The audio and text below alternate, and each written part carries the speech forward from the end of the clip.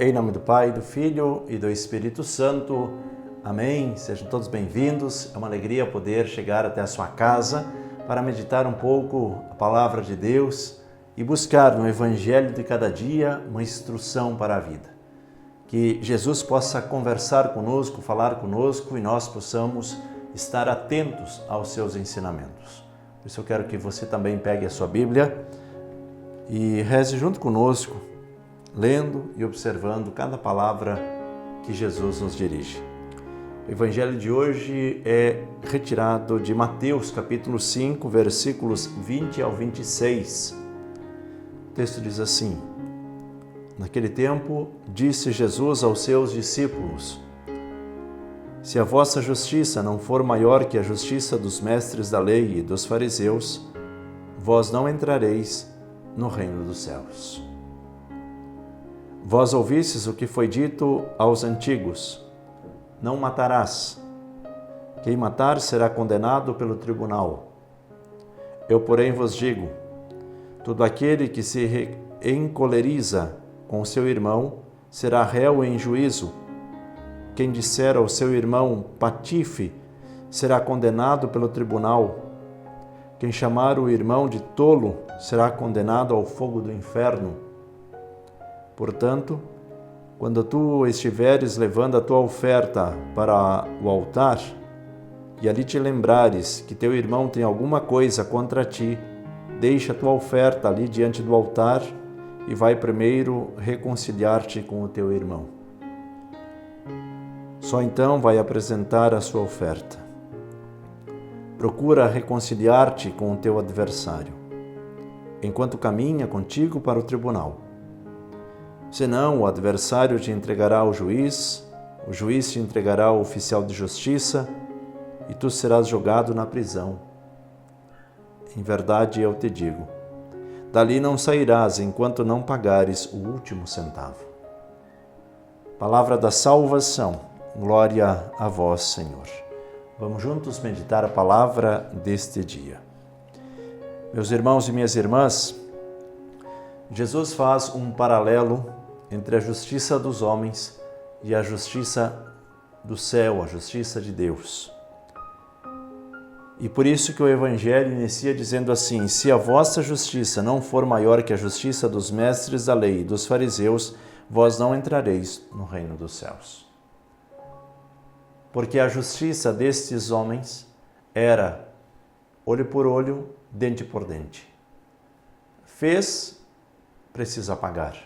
Ou seja, a linguagem onde nos fala da misericórdia, ela não existe.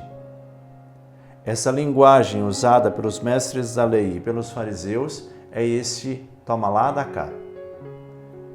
Só recebe se for merecedor. Praticou injustiça, recebe esta punição. Era uma relação matemática.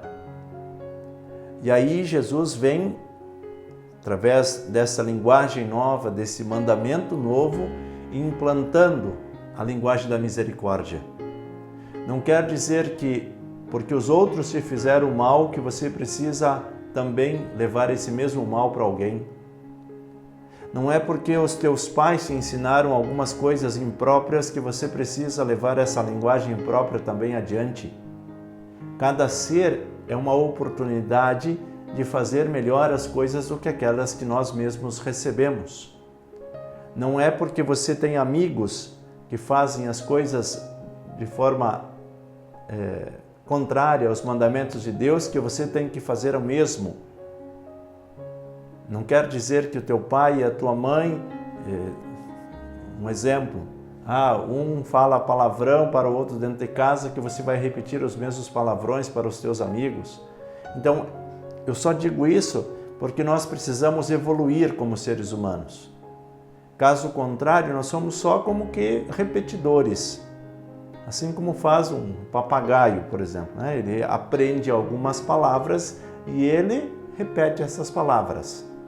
Nós precisamos inovar, nós precisamos crescer, precisamos evoluir. Nós não podemos ser simplesmente seres de passagem, seres de transição, que não evoluíram, que não fizeram nada de novo, não fizeram nada de bom. Porque tem muitas pessoas andando por aí que, se não tivesse existido, seria como que uma ponte onde liga um lado para o outro e as coisas permanecem como estavam. Não houve uma evolução. Então, por isso que nós precisamos crescer, olhar para o berço onde nós nascemos, onde nós nos criamos, onde nós estudamos, os amigos que tivemos, e a partir desta realidade, procurar crescer. É como a semente que é lançada. Uma vai dar X quantidade de rendimento, outra quantidade maior e outra mais ainda. Isso tudo depende de como nós absorvemos ou não aquilo que fez parte do nosso passado. Então nós precisamos olhar para esta realidade em que nós vivemos e procurar crescer. Ah, porque os meus pais não rezam, eu também não vou rezar. Você precisa ser uma pessoa diferente.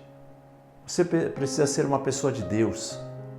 Aproveite esse tempo da Quaresma para retomar a sua vida ou para iniciar uma caminhada diferente. Olhar para as pessoas não como objetos, mas como filhos de Deus. Saber que cada um que vive é uma oportunidade que Deus está dando para que todos nós possamos aprender. Eu sou uma oportunidade de Deus e você também. Então nós precisamos sonhar esse sonho, que é um sonho de Deus. Diz Jesus a respeito desse mandamento: não matarás. Quem matar será condenado ao tribunal. Esta era a lei dos mestres da lei e dos fariseus. Era assim que acontecia. Quem matar será condenado pelo tribunal. E Jesus diz: todo aquele que se encoleriza com o seu irmão será réu em juízo. Quem disser ao seu irmão patife será condenado pelo tribunal. Quem chamar o irmão de tolo será condenado ao fogo do inferno. O que Jesus está dizendo? Aqui existem graus de relacionamento. Quando nós tiramos a vida de alguém, que aí é um pecado mortal, nós recebemos uma punição. Quando nós nos relacionamos de uma forma mais branda e alguém falou alguma coisa, não pode receber o mesmo castigo.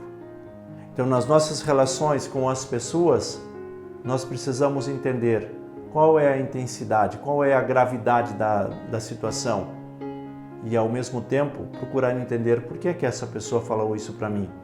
Quem sabe ela está angustiada, está agitada por alguma coisa, está nervosa por alguma coisa e acabou dizendo isso de uma forma sem pensar.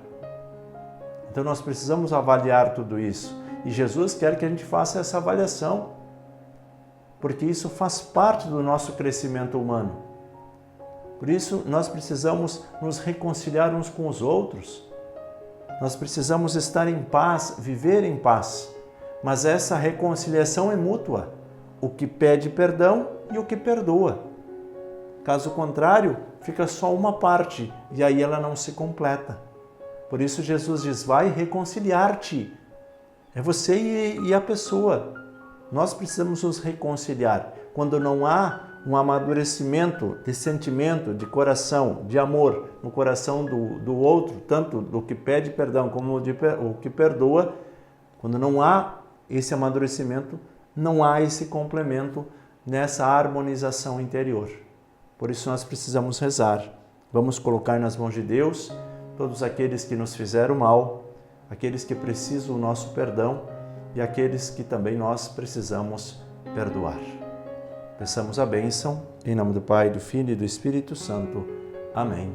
Evangelizar é preciso.